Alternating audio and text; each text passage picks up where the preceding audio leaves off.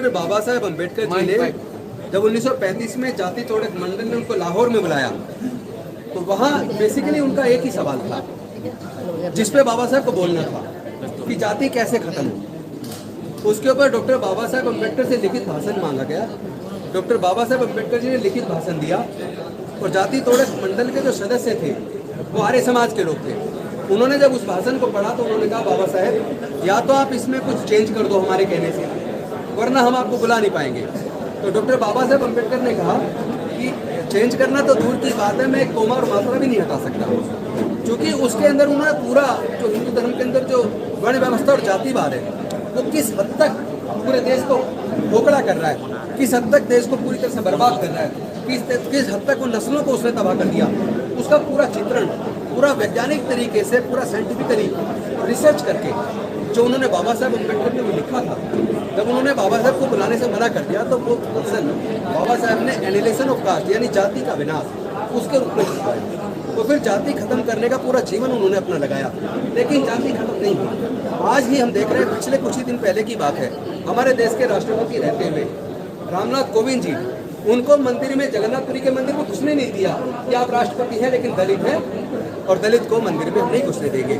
और उसके बाद लगातार एक के बाद जिस तरह की घटना आ रही, कभी बहन बेटियों को बलात्कार करके हत्या हो रही है, कभी हमारे भाइयों की मुंह रखने पर हत्या हो रही है, कभी हमारे भाइयों की घड़े छूने पर हत्या हो रही है, कभी हमारे भाइयों की मंदिर प्रवेश पर या मूर्ति छूने पर हत्या हो रही है, तो फिर कभी घोड़ा खरीदने तो भी हत्या हो रही है, घोड़ी पे बारात निकाल रहे तो हमला हो रहा है। आए दिन जिस तरह का उत्पीड़न है, इसका मतलब जातिवाद खत्म होने का नाम नहीं ले रहा।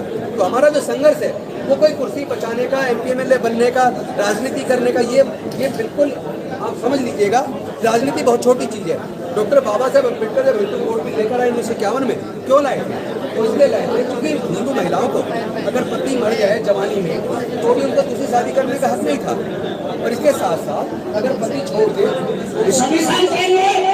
तो गुजारा भत्ता लेने का हक नहीं था, और पति अगर जालिम और क्रूर हो तो उन्हें तलाक का हक नहीं था, पति की संपत्ति में पिता की संपत्ति में हक नहीं था, बच्चे नहीं होते तो बच्चे गोद लेने का हक नहीं था। तो डॉक्टर बाबा साहेब अम्बेडकर 1951 में भारत की संसद में हिंदू कोड बिल लेकर आए, लेकिन पूरी संसद, सारे सांसद बाबा साहेब के खिलाफ हो गए और उन्होंने कहा कि भारत में हिंदू महिलाओं को अधिकार देना ये हिंदू धर्म पर हमला है।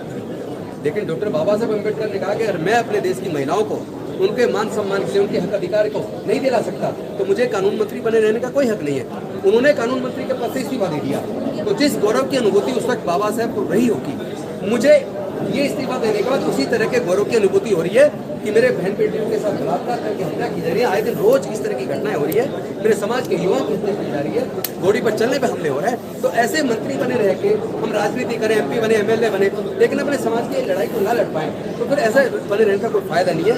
इस पीड़ा से मैंने संकल्प लिया कि अब मैं बाबा साहब का वो सपना जो था जाति खत्म करना, उसके संकल्प के साथ हम आज से अपने इस न्याय के लिए इस लड़ाई को शुरू करेंगे और हमने इसके लिए नाम दिया है जाति उन्मूलन संकल्प यात्रा।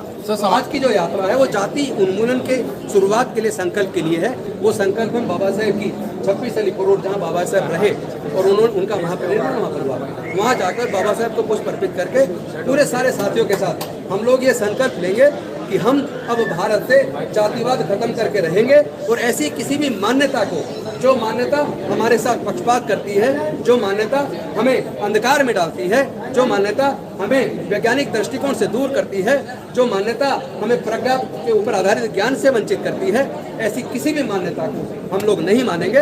हम अपने समाज के हिताधिकारी को लड़ाई को लड़ेंगे और अब जाति मुक्त भारत का संकल्प लेकर वहाँ से पूरे देश का भ्रमण करने में निकलूंगा। और आज ही शाम को मैं यहाँ से नागपुर दीक्षा भूमि जा रहा हूँ। कल नागपुर की दीक्षा भूमि में वहाँ पर भी मैं बाबा साहब को नमन करते हुए उस मिट्टी पर जब बाबा साहब ने दीक्षा ली थी वहाँ भी यही संकल्प दोहराऊंगा। और वहाँ से परसों सुबह मैं वहाँ से आगे जाऊँगा चंद्रपुर, वहाँ भी बाबा साहब ने अगले दिन दीक्षा लाई थी, वहाँ उस मिट्टी को भी मैं पवित्र भूमि को नमन करूँगा। और इसी संकल्प के साथ फिर पूरे देश का भ्रमण का हम लोग पूरे टारगेट के साथ, ताकि भारत में जाति खत्म हो। जिन लोगों का देश के सारे संसाधनों पर कब्जा है वो कभी जाति खत्म करना नहीं चाहते। RSS चीफ ने ये तो कहा कि अब वर्ण व्यवस्था और जातिवाद खत्म होना चाहिए। चलो शुक्र है, हमारे आंदोलन का एक तो फायदा, पहली बार कम से कम RSS ने स्टैंड तो लिया, चाहे उग्री मन से लिया, छोटे मन से लिया, उसको आकार हम लोग देंगे। सर, समाज कह रहे हैं कि वो आपके साथ खड़ा है, लेकिन आप अभी भी केजरीवाल साहब के साथ खड़े हैं। अभी कोई राजनीति नहीं, आप प्लीज ऐसा कोई सवाल ना करें। समाज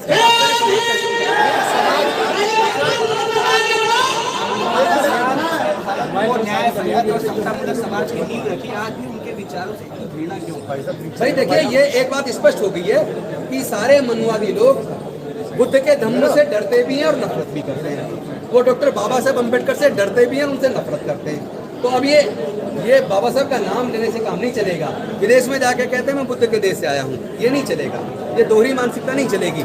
बुद्ध का धम्म भारत से गया, पूरी दुनिया ने स्वीकार किया है, क्योंकि वो शांति और मानवता का धम्म है। उसे मानने में किसको दिक्कत क्यों? सर तो पुलिस ने बुलाया था, पुलिस ने उसके बारे में सर 2 लाइन कहेंगे सर? मुझे लगता है कि पुलिस को जिस बीजेपी ने भेजा था उसी बीजेपी ने कहा कि अब रहने दो, क्योंकि उसको पता लग गया पूरा देश तैयार है और इसको जितना ज़्यादा बढ़ाएंगे उतनी मुसीबत उनके लिए आने वाली है। उस्ताद में कुछ नहीं निकला सर? उस्ताद में वो चाहते थे, ये एक उनका मुख्य सवाल था जो मैं आप सबको बताना चाहता हूँ। उनका मुख्य सवाल ये था कि क्या वो 22 प्रतिज्ञाएं जो 14 अक्टूबर 1956 को डॉक्टर बाबा साहब अम्बेडकर ने ली थी, क्या उनकी प्रासंगिकता हाजिर है? तो मैंने विस्तार से जितना घटनाक्रम हुआ है, जिसमें राष्ट्रपति जी के साथ भी हुआ, जिसमें IPS ऑफिसर्स के साथ भी हुआ, जिसमें हमारे जजेस के साथ भी हुआ, जिसमें हमारे तमाम ऑफिसर के साथ हुआ, हमारी बहन बेटियों के साथ हो रहा है, तो वो सारे घटनाक्रम जाति जितनी हुई है सारी घटनाएं बताते हुए मैंने फिर ये बताया कि हाँ, आज भी इन 22 प्रतिज्ञाओं की उतनी ही प्रासंगिकता है जितनी 1956 में। सर आप पार्टी में अभी आप हैं या संबंध तोड़ चुके हैं? नहीं, मैं राजनीतिक प्रश्न ले रहे हैं पार्टी से, लेकिन मैं आज कोई राजनीति की चर्चा नहीं करना चाहता, क्योंकि ये जाति उन्मूलन जिसका व्यापार है गोपाल किसको बात करेंगे। समाज को समतामूलक बनाने के लिए आपने एक बहुत साहसिक कदम उठाया था। ये आपका कहाँ तक पहुँचेगा? प्रदेश में से क्या कहना है? जब तक मेरे सांस में सांस है तब तक मैं पूरे देश का दौरा करके पूरे भारत को जाति मुक्त बनाने के लिए जो भी कुछ करना पड़ेगा मैं अपने पूरे साथियों के साथ करूंगा। और मुझे खुशी आपको बताते हुए ये हो रही है, अलग अलग पार्टी के हमारे सांसद, विधायक, मंत्री फोन भी कर रहे हैं, अंतर मन से भी जुड़ रहे हैं।